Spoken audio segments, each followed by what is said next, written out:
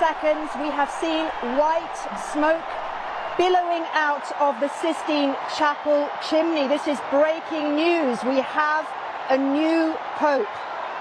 The Sistine Chapel chimney... Hashua bakanan kajing penmana ya kajing yo pop ubatamai.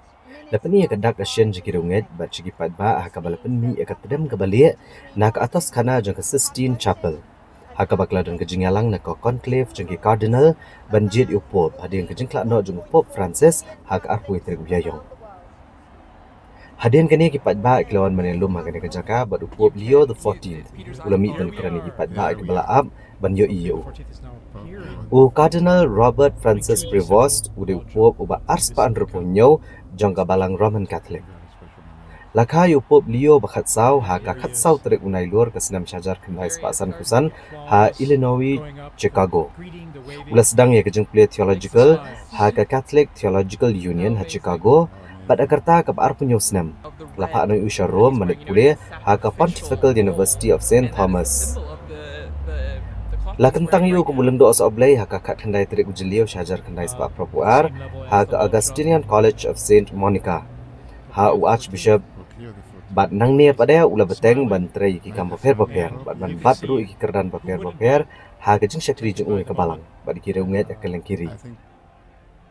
Hadir kejing klak no jeng Pope Francis shispak lak pulangut ki Cardinal kle shimbeta ke conclave bat lejiat ya Robert Francis Prevost kom upop ubatmai benelam kirunget Catholic ibadan hasat telak kepertai. Giving his blessing to the world on that morning, on that day of Easter Sunday.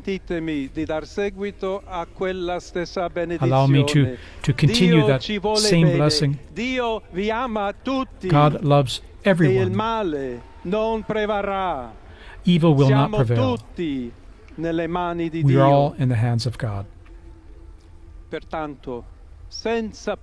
So without fear, united, hand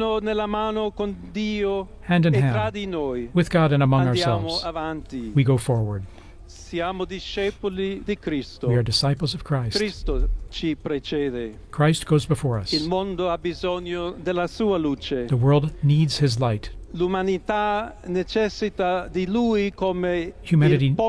needs Him, but as the bridge between God and His love. May we all build bridges with dialogue and encounter so that we can all be one people, all in peace. Thank you, Pope Francis, for